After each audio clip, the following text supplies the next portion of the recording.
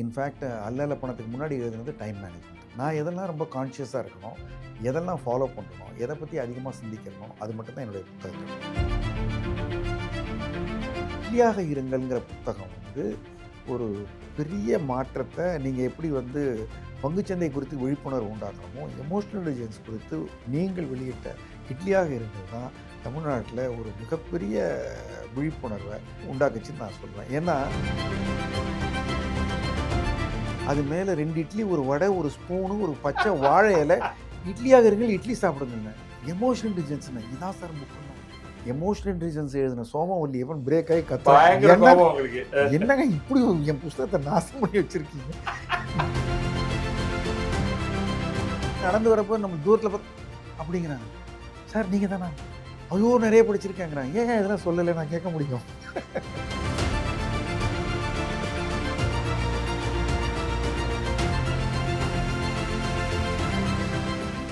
கிழக்கு நியூஸ் நேயர்களுக்கு வணக்கம். நான் பத்ரி சேஷாத்ரி. பலவேறு துறைகளில் அனுபவத்தோடு நேரடியாக மக்களை சந்தித்து அவர்களோடு பயிற்சி பட்டறைகளை எல்லாம் செய்து கொண்டிருக்கக்கூடிய எழுத்தாளரான சோமவல்லியப்பன் தன்னுடைய அனுபவங்களை நம்முடன் பகிர்ந்து கொண்டிருக்கிறார். அவற்றை பற்றி விரிவாக பார்த்து கொண்டிருக்கிறோம். உங்களுடைய ஒட்டுமொத்த எழுத்து அப்படின்னு நான் பார்க்குறேன்னா, அது லார்ஜா, அது நீங்கள் அப்படி திட்டமிட்டு எழுதினீங்களான்னு தெரியல. ஒன்று நிதித்துறை சார்ந்தது. அதில் முதன்மையானது இந்த பங்குச்சந்தை பற்றியது. அதை தாண்டியும் இருக்கு, பொருளாதாரம் சார்ந்த நூல்கள் இருக்கு, டைரக்டா எக்கனாமிக்ஸ் பற்றின புத்தகங்கள் இருக்கு. பட் மெயினாக நீங்கள் பங்குச்சந்தை அப்படிங்கிறத எடுத்துக்கலாம். அடுத்த ஒரு வெர்டிக்கல் நான் சொல்றது கம்ப்ளீட்லி மேனேஜ்மெண்ட். இந்த மேனேஜ்மெண்ட்ல நம்ம ரெண்டாவும் எடுத்துக்கலாம். ஒன்று தனிநபர் தன்னை நிர்வகிப்பது, அது நேர மேலாண்மையிலேருந்து ஆரம்பித்து பிளானிங் திட்டமிடுதல்லேருந்து கமிட்மெண்ட் உறுதி, இப்படி ஒரு தனிநபருடைய வாழ்க்கையை வளமாக்குவதற்கான ஒரு ஸ்ட்ரக்சர்டு ப்ராசஸ். அது அப்படியே நிறுவனமாகவும் மாறுது. ஒரு நிறுவனம் தன்னுடைய ஒரு நிறுவனத்தை மேலாண்மை செய்கிறது எப்படி? உங்களுக்கு அதில் நல்ல வலுவான பின்னணி இருக்குது. பை உங்களுடைய ப்ரொஃபஷன் ஹியூமன் ரிசோர்ஸ் மேனேஜ்மெண்ட் அப்படின்னு வரீங்க நீங்கள். அதுக்கப்புறமா மற்றதையும் நம்ம பேசுவோம். அடுத்த மேஜர் செக்மெண்ட் கொஞ்சம் சைக்காலஜி அண்ட் நியூரோ லிங்குவிஸ்டிக் அப்படின்னு போகுது. அதுக்கு நம்ம நிறைய நேரம் தனியாக ஒதுக்குவோம். இப்போ இந்த மேனேஜ்மெண்ட் தொடர்பான நிறைய நூல்கள் எழுதியிருக்கீங்க. அது மட்டுமே ஒரு 30லேருந்து 40 இருக்கும் அப்படின்னு நினைக்கிறேன். பங்குச்சந்தையை விட அதிகமான புத்தகங்கள் மேனேஜ்மெண்ட்டில் தான். ஸோ அதை பற்றி கொஞ்சம் சொல்லுங்களேன். பேசிக்காக ஒரு விஷயத்தை சிம்பிளாக லாஜிக்கலாக சொல்ல முடியுங்கிற ஒரு ப்ராசஸ் புரிஞ்சிட்டதுனால எனக்கு கிடைக்கிற அனுபவங்களை எல்லாம் நான் சொல்லணும், தமிழில் எழுதலாம், வாய்ப்பு இருக்குது. அல்லல பணம் மூலமாக நமக்கு கிடைச்சிருக்கிற பல்வேறு இடங்களை பயன்படுத்திக்குவோம் அப்படின்னு சொல்லிட்டு நான் எழுத ஆரம்பிக்கிறேன். இன்ஃபேக்ட் அல்லல பணத்துக்கு முன்னாடி எழுதுனது டைம் மேனேஜ்மெண்ட். நான் எதெல்லாம் ரொம்ப கான்ஷியஸாக இருக்கணும், எதெல்லாம் ஃபாலோ பண்ணுறனோ, எதை பற்றி அதிகமாக சிந்திக்கிறனோ, அது மட்டும்தான் என்னுடைய புத்தகங்கள். ஒரு புத்தகம் எழுதுறதுக்காக நான் எங்கேயாவது போய் அதுக்காக தேடி படிக்கிறது, எங்கேயாவது டவுன்லோட் பண்ணுறது, டிரான்ஸ்லேட் பண்ணுறது. என்னை டிரான்ஸ்லேட் கூட பண்ண சொல்லி கண்ணதாசன் பதிப்பு முதல்ல கேட்டாங்க. தினமணியில் கட்டுரைகள் வந்தபோது நான் பண்ண மாட்டேன்ட்டேன். வேறு மற்றவருடைய புத்தகங்களை படித்து என்னுடைய தாட் ப்ராசஸ் மாறிடும், அதனால் ஐ கம்ப்ளீட்லி அவாய்டுன்னு சொல்லிட்டேன். ஸோ என்னுடைய புத்தகங்கள்லாம் என்னுடைய சிந்தனைகள் தான். நான் வெளியில் பார்க்குற விஷயங்கள் என்கிட்ட மோதுது. நான் நிறுவனங்களில் பார்க்குற நான் கிட்டத்தட்ட ஒரு பிஹெச்இஎல்ல 17 ஆண்டுகள், அதற்கப்புறம் வேர்ல்பூல் ஆஃப் இந்தியா, அதுக்கப்புறம் PepsiCo, doctor Reddy's foundation, Navia markets, ஒரு 50,000 ஊழியர்களை நான் பல்வேறு இடங்களில், அப்புறம் தொடர்ந்து ஒரு 12 ஆண்டுகளாக கன்சல்டண்ட்டாக இருக்கேன். பல இடங்களுக்கு ட்ரைனிங்க்கு போகிறேன். ஒரு இடத்துக்கு போனால் தொடர்ந்து அங்கே கூப்பிட்டுக்கிட்டே இருப்பாங்க. 10 ஆண்டுகள் 12 ஆண்டுகளாக செயின்கோபைன், டெய்ம்லர், பென்ஸு, இந்த மாதிரி பெரிய நிறுவனங்களுக்கு நான் போகிறேன். நிறைய பேரை பார்க்குறேன். அது அத்தனை அனுபவங்களையும் எழுத தெரிஞ்ச காரணத்தினால என்னுடைய எல்லா புத்தகங்களுக்குள்ளாரையும் அது வந்துடுது.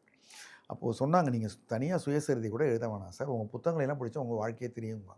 அந்த அளவுக்கு அனுபவங்களை வச்சு மேனேஜ்மெண்ட்டை சொல்கிற போது அது ரொம்ப இம்மிடியேட்டாக கிளிக் ஆகிடுது. உஷார் உள்ளே பார், நானே யோசித்த விஷயங்கள் மனசு பற்றி. அதற்கப்புறம் தான் நான் எமோஷனல் இன்டெலிஜென்ஸில் பிஹெச்டி பண்ணுறேன். இதெல்லாம் நம்ம முன்னாடி யோசிச்சிருக்கோன்னு தெரியுது. Neuro linguistic program master practitioner பண்ணுறேன். அதெல்லாம் உஷார் உள்ளே பார்லேயே எழுதியிருக்கேன். அதனுடைய ட்ரேசஸ் இருக்குது. அப்போது நம்ம அனுபவங்களை நேரடியாக பார்த்த விஷயங்களை மட்டும் எழுதலாம். நிறுவனத்தில் இருக்கிறோம், இப்போ நம்ம பல ட்ரைனிங் ப்ரோக்ராம் அட்டன் பண்ணுறோம், கொடுக்குறோம். அதுதான் நீங்கள் சொன்ன மாதிரி டைம் மேனேஜ்மெண்ட்டு, கம்யூனிகேஷன். எவ்வளவு ஒர்க் ஷாப் பண்ணியிருப்பீங்க? நான் ஒரு முதல்ல கவுண்ட்லாம் வச்சுருந்தோம். இப்போ விட்டுட்டோம். ஒரு குத்து மதிப்பா ஒரு சொல்லுங்க. மோர் தென் 500, 600 ஃபுல் டே ஒர்க் ஷாப் பண்ணியிருக்கோம். ஓகே. நிறைய நிறுவனங்கள பண்ணுறோம். இப்பயும் மாதம் 3 நாள். இது தவிர இப்போ பப்ளிக் எல்லாம் கேட்குறாங்க. நீங்க ப்ரோகிராம் பண்றீங்களான்னு. இப்போ சில பேரோட அசோசியேட் பண்ணி அந்த மாரி ப்ரோகிராம்ஸ் இப்போ தான் ஆரம்பிச்சிருக்கோம். இது எதுக்காகன்னா, புத்தகம் எழுதுறது அப்படிங்கும்பொழுது, நமக்கு பல இடங்கள்ல இருந்து தகவல்கள சேகரிக்கலாம்.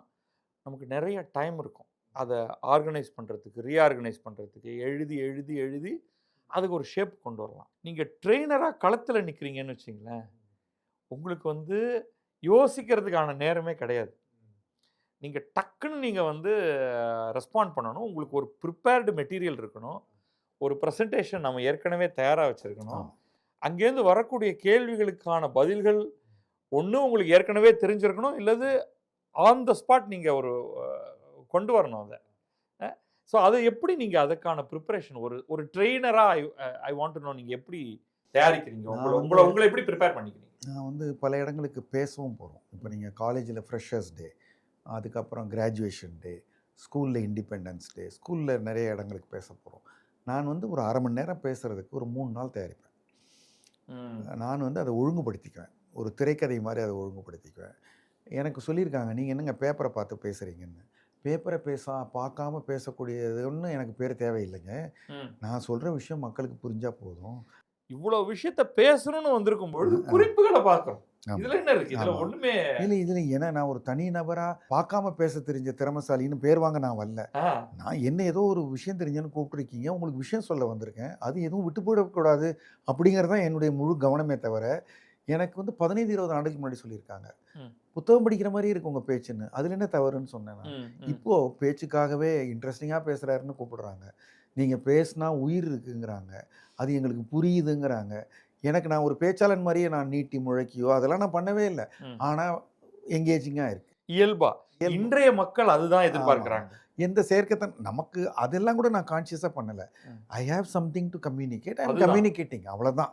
எனக்கு எனக்கு தெரிஞ்ச முறையில நான் சொல்றேன். இப்போ புத்தக காட்சியில முந்தா நேத்து பார்த்தவரு என்ன பார்த்து பார்த்து சிரிச்சுட்டு இருந்தாரு. என்னன்னு கேட்டேன். உங்களுடைய நாணய விகடன் மீட்டிங்க்கு திருவள்ளூர் வந்திருந்தேன்னாரு. ஆ. பாதியில் நிறுத்திடுறாரு. "என்ன சொல்லுங்க" அப்படின்னு கேட்டேன். திருப்பி மர்மமா சிரிக்கிறாரு. என்னன்னு கேட்டேன்.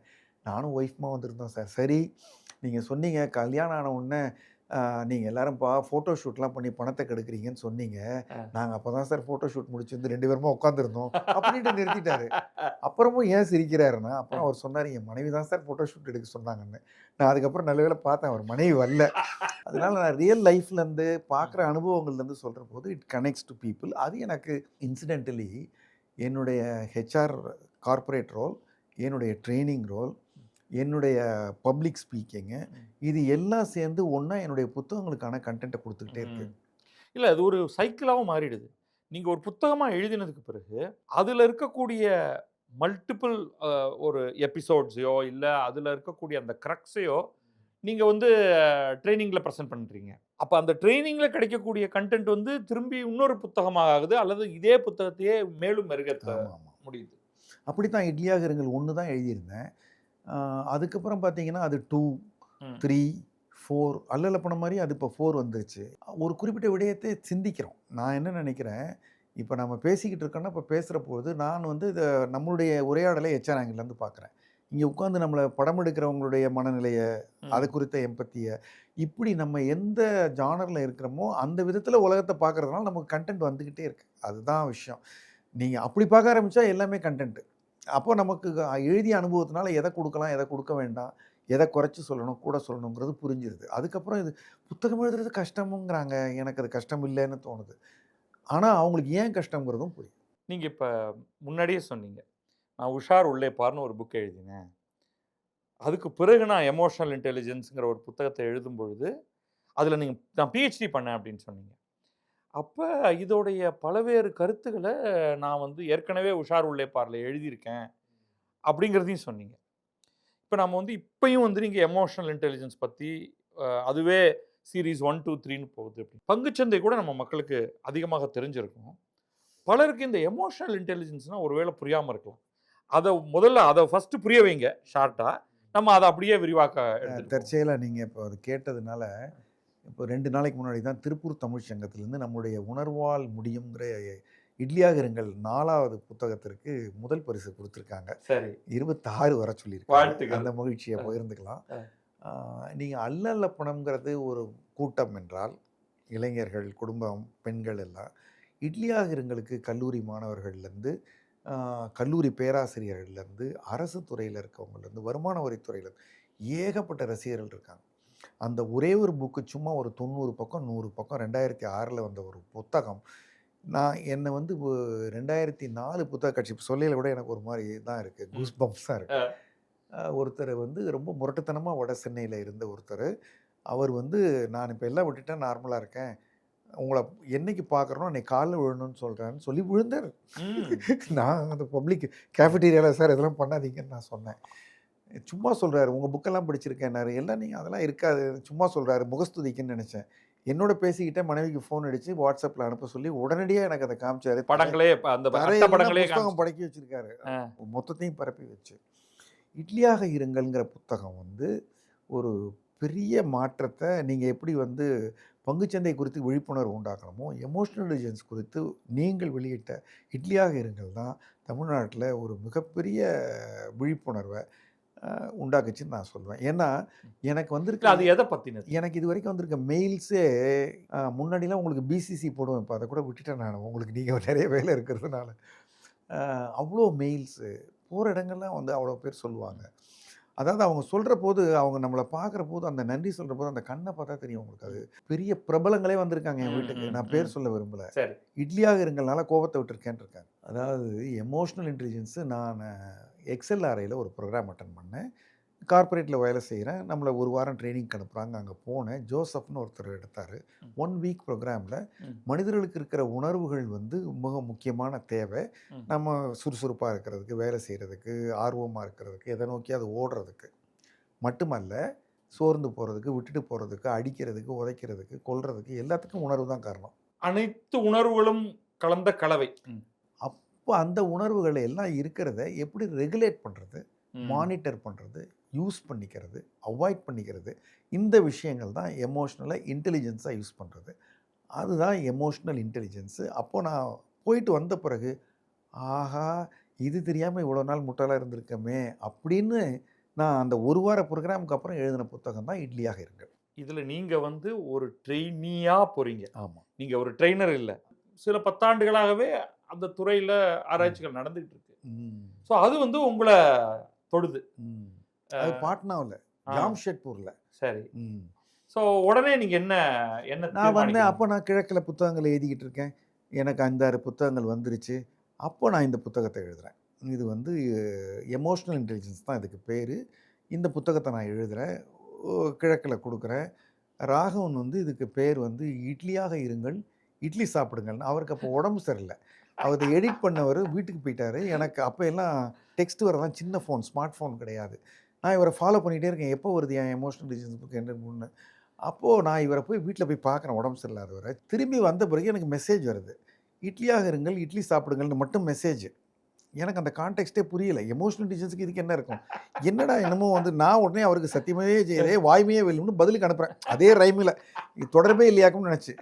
அப்பயும் எனக்கு இதுதான் புக்குன்னு தெரியாது. அப்புறம் நான் உங்களுடைய கற்பகாம்பாள் நகர் ஆஃபீஸுக்கு ஒரு நாள் வர்றேன். நான் அலுவலகத்துலேருந்து வேகமா வருவேன். ஆ. என் புதிய புத்தகங்களுக்கு ஸ்வீட் கூட வாங்கிட்டு வருவேன் வர்ற அன்னைக்கு. ம். அன்னைக்கு வந்து பார்க்குறேன், புத்தகத்த பார்க்குறேன். எனக்கு இதான் புக்குன்னு குடுக்குறாங்க. மெலிவா ஒரு புக் இருக்குது. அது மேல 2 இட்லி, ஒரு வடை, ஒரு ஸ்பூனு, ஒரு பச்சை வாழை இலை. இட்லியாக இருங்கள், இட்லி சாப்பிடுங்கள்னேன். எமோஷனல் இன்டெலிஜென்ஸ்ன்னு இதான் சார் புக்குன்னாங்க. எமோஷனல் இன்டெலிஜென்ஸ் எழுதின சோமவல்லியப்பன் பிரேக் ஆயி கத்துறான். பயங்கர கோபம் உங்களுக்கு. என்னங்க இப்படி என் புஸ்தகத்த நாசம் பண்ணி வச்சிருக்கீங்க. இப்படி ஒரு தலைப்பா இது எவன் வச்சுப்பான் அப்படின்னு சொல்றேன். இத வச்சுட்டான் இதான் புக்குன்ட்டாங்க. என்ன சொன்னாங்கன்னா, நீங்க அடுத்த புக் எழுதுங்க. நீங்க எழுதிட்டீங்கல்ல, உங்க வேலை முடிஞ்சுது. நீங்க அடுத்த புக்க இப்படித்தான் என்ன விரட்டுவாங்க. நீங்க போய் அடுத்த புக் எழுதுங்க, நாங்க பார்த்துக்கிறேன்ட்டாங்க. அப்புறமா அவங்களுக்கு ஃபீட்பேக் வந்திருக்கு. இட்லியாக இருங்கள் அப்ப இக்கிம் இது பாதம்ஸ்லாம் சமையல் புத்தகம். ஆமா. அங்க கடையில அடுக்கி வச்சவன் புக்க காணோம்னு நம்ம போய் தேடுனா, அது சமையல் புக்ஸோட வச்சிருக்கானுங்க. சரி, இட்லி சாப்பிடுவோமா கட் பண்ணிட்டு, இது சாதிக்கும் இட்லி, சாப்பிடும் இட்லி அல்ல, சாதிக்கும் இட்லின்னு ஒரு சப்டைட்டில் குடுத்து, அப்புறம் வந்து அது அந்த பீரியட்ல வந்து தலைப்பு அப்படிங்கிறதுக்கு நெறைய நேரம் ஒதுக்குவார் ராகவன். அந்த தலைப்பு வந்து அப்படியே சுண்டி இழுக்கணும் அப்படின்ட்டு. எப்படி "அல்ல அல்ல பணம், தொட்டதெல்லாம் பொன்னாகும்." காலம் உங்கள் காலடியில், ஆளப் பிறந்தவர் நீங்க. ஆள பிறந்தவர் உலகம் நீங்கள். முன்வசம். ஆமா. இதெல்லாம் So, 2007 வரைக்கும். இத அதுக்கப்புறம் வச்ச தலைப்பெல்லாம் என் தலைப்பு. இல்ல அதுக்கப்புறம் என்ன ஆயிருச்சுன்னா, எழுத்தாளர் ஒரு பிராண்ட் ஆயிட்டாருன்னா, நீங்க வந்து தலைப்புக்கு அவசியம் இவ்வளவு தூரம் மெனக்கெட மெனக்கெட வேண்டாம். பிளஸ் வாசகனையுமே நம்ம ப்ரிப்பேர் பண்ணியாச்சு. ஒரு ம். ஒரு இது எல்லாமே கால மாற்றத்துல நடக்கக்கூடியது. அப்போ மேனேஜ்மெண்ட்னா நம்ம உதயமூர்த்தி எம்எஸ் உதயமூர்த்தி எழுதின மோட்டிவேஷன் புக்ஸ், ஆமா. எண்ணங்கள் அதெல்லாம். ஆமா. அப்புறம் அப்துல் ரஹீம் எழுதின சில புத்தகங்கள், ஆமா. கணபதினு யாரோ எழுதுவாங்கன்னு நினைக்கிறேன். இவ்வளோ கிளியராக வந்து மேனேஜ்மெண்ட்டை உடைச்சு கம்யூனிகேஷன் கமிட்மெண்ட் அந்த மாதிரிலாம் அப்போ தமிழ்நாட்டில் அவ்வளோ அதை பற்றி தேவைகள் இல்லை.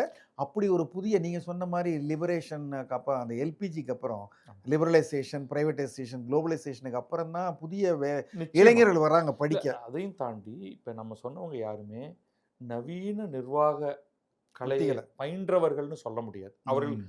இதுக்காக நம்ம அவர்களை குறைத்து மதிப்பிடல. ஆமா. காலம் மாறுது இல்லையா? ஆமா. இன்னைக்கு வந்து மேனேஜ்மெண்ட்ங்கிறது தான் ஒரு மிகப்பெரிய வேலைக்கான இல்லைன்னா ஒரு துறையாக ஆங்கிலத்தில் இருக்கு. எழுதின புத்தகங்களை அப்படியே டிரான்ஸ்லேட் பண்ணி அப்படியே தமிழில் இருக்கு. கொடுத்துருவாங்க. அப்ப அந்த என்னன்னா அந்த மொழி மாற்றும் அந்த அது மட்டும் வேலையும் இல்ல, சரியா இருக்காது. எந்த உதாரணமும் இவர்களுக்கு தொடர்பு எல்லாமே இல்லாத அந்நியமா இருக்கும். வாழ்க்கை நீங்க சொல்றது. சம்பவங்கள் எதுவுமே தொடர்பு இருக்காது. ஆமா, ஆமா. ஸோ அதெல்லாம் வந்து இந்த இடத்துல இயல்பா அந்த நவீன மேலாண்மையை புரிஞ்சுக்கிட்டு, அத இயல்பான விதத்துல கொடுக்கும் பொழுது, இப்ப திருப்பி நம்ம அந்த எமோஷனல் இன்டெலிஜென்ஸ்க்கு வருவோம். ஸோ அது நிச்சயமா வந்து அது அது பேசிக்கலி அது அது ஒரு உளவியல். அந்த உளவியல்ல உங்களுக்கு இருக்கக்கூடிய அந்த உணர்வுகள நீங்க நெறிப்படுத்தினீங்கன்னா, அத தடுத்து நிறுத்த வேண்டாம். நீங்க ஒரு ஒரு மெஷின் கிடையாது. எந்த உணர்வுகளுமே இல்லாத ஒரு ஜடப் பொருள் கிடையாது. இன்னைக்கு ரோபாட்ன்னு சொல்றோம் இல்லையா? அது வந்து பட்டன போட்டா அது போய் அது ஒரு வேலைய பண்ணிட்டு வந்து நிக்கும். நீ அவ்வளவுதான். ஒன்ன குத்திக்கோன்னா குத்திக்கும். குத்திக்கும். ஆனா நம்ம மனிதர்கள் வந்து அப்படிப்பட்டவர்கள் கிடையாது. நமக்கு கோபம் இருக்கு. இப்போ கோபம்ங்கிறது கெட்டது அப்படின்னு தான் நம்ம பொதுவாகவே நம்ம பார்த்துட்டு இருக்கோம். உன்னுடைய கோபத்தையே ஒரு வெப்பனா மாத்தி, ஒரு ஆயுதமாக மாத்தி, உன்னை ஒரு சாதனையாளனாக ஆக்க முடியுமா? அத கண்ட்ரோல் பண்ணி. ம். அதே மாதிரி தான் உன்னுடைய வருத்தத்தையே, உன்னுடைய எல்லாத்தையும் வந்து எப்படி அளவாக ஆமா. கட்டுப்படுத்தி பயன்படுத்துவதுன்ட்டு. அது எந்த மாதிரியான தாக்கத்த மக்களிடம் ஏற்படுத்தி நீங்க 2, 3 சொன்னீங்க. பெரிய பிரபலங்கள்லாம் வந்து உங்கள பார்த்துருக்காங்க அப்படின்ட்டு. பட் ஓவரால் அந்த அந்த ஃப்ரேம் ஒர்க் இருக்கு இல்லையா? Emotional intelligence. நம்முடைய உணர்வுகளை கட்டுப்படுத்தி, நெறிப்படுத்தி, அதன் மூலமாக ஒரு ஒரு உயர்ந்த நிலையை அடைவது அப்படிங்கிறது.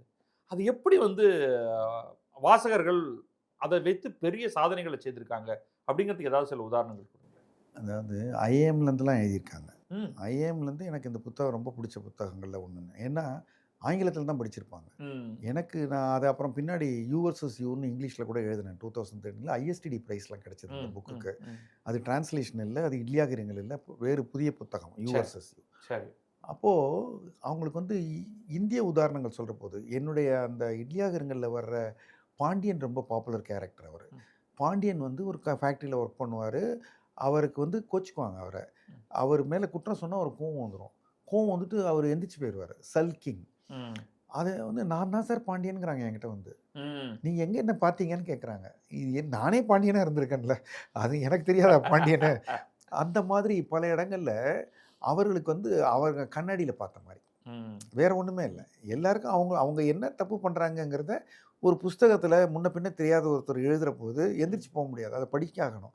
அப்போ அவங்களுக்கு புரியுது நம்ம இப்படி தான் நடந்துக்கிறோங்கிறது. அதனால் மனிதர்கள் அது எளிய நடையில் புரிஞ்சுக்கிற மாதிரி சம்பவங்களாகவும் தொடர்பு படுத்தி கொள்ள முடியும் இருக்கிறதுனால சின்ன புத்தகமாகவும் இருந்ததுனால அப்படியே அப்சார்ப்டு. ஆண் பெண் படித்தவர் படிக்காதவர் எந்த ஆசிரியர் மாணவர் எந்த வித்தியாசமும் இல்லை. அப்படியே எல்லாருக்கும் லட்டு மாதிரி அது பொருந்தது, அமைஞ்சுதுன்னு சொல்லணும். அந்த மாதிரி அது அமைஞ்ச புத்தகம். அவங்க வந்து அவங்கள ரியலைஸ் பண்ணுற மொமெண்டம் தான்.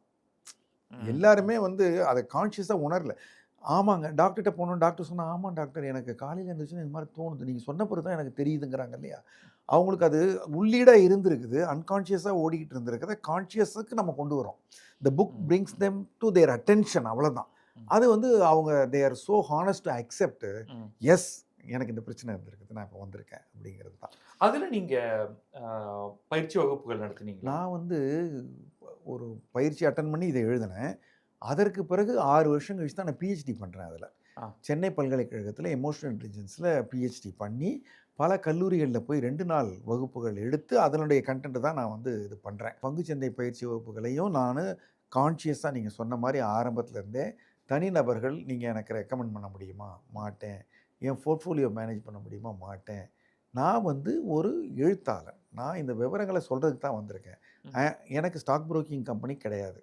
அப்படியெல்லாம் நான் இருக்கிறபோது என்னால் எதை வேணாலும் தைரியமாக இது தப்புன்னு சொல்ல முடியுது. நான் ஒரு புரோக்கராக இருந்தாலோ, நான் ஒரு ட்ரெயினராக அவங்கக்கிட்ட ஃபீஸ் எதிர்பார்த்தாலோ என்னால் வந்து சரியானதை சொல்ல முடியாது. அதனால எனக்கு வேணுங்கிறவங்களுக்கு மட்டும் நான் ஏதாவது காஷன் பண்ணுவேனே தவிர மற்றபடி ஐ டோன்ட் கிவ் கன்சல்டேஷன். அது பங்குச்சந்தை. ஆமாம். இப்போ நான் சொல்றது வந்து எமோஷனல் இன்டெலிஜென்ஸ் ப்ரோக்ராம் பண்ணுறோம். intelligence கார்ப்பரேட்டுக்கு தான். மேனேஜர்ஸ், சீனியர் பீப்புளுக்கு, கார்ப்பரேட்டுக்கு நிறைய ப்ரோக்ராம்ஸ் பண்ணுறோம். அதுல இம்பாக்ட் அவங்க சொல்றாங்களா அவங்கள்ட்ட என்ன மாதிரியான இம்பாக்ட் வந்திருக்கு? நிறைய எனக்கு ஒடிசாவிலேருந்து ஒரு எம்டி வந்தார். கிளம்பி என்னை பார்க்கறதுக்கு ஃப்ளைட்லேருந்தே வந்தார். இதுக்காக வந்தார். அவங்களுக்கு போய் அவுரங்காபாடில் நான் ப்ரோக்ராம் பண்ணேன். நிறைய அதாவது ஃபீட்பேக்னா என்னென்னா அவங்க கம்பெனியில் இல்லை மெஷரபுளா அவங்க வந்து உங்களுடைய எமோஷனல் இன்டெலிஜென்ஸ் ஒர்க் ஷாப்புக்கு பிறகு இப்போ அப்படிப்பட்ட ஒரு ஒர்க் ஷாப் தான் உங்களை உந்தி இந்த புத்தகத்தை எழுத வச்சு. அந்த மாதிரி வந்து பொதுவாகவே ட்ரைனிங் நீடு அனாலிசிஸ் மாதிரி ட்ரைனிங் இம்பேக்ட் சொல்லுவாங்க. நாங்கள் ஹெச்ஆர்லேருந்து கஷ்டப்படுறது இதை மெஷர் பண்ணி சொல்ல முடியாதுங்கிறது தான். நீங்கள் எல்லாத்தையும் வந்து டெம்பரேச்சர் மாதிரி மெஷர் பண்ணிலாம் சொல்ல முடியாது. இன்றைக்கி மாறினவன் நாளைக்கு திருப்பி பழைய நிலைக்கு போயிடுவான்.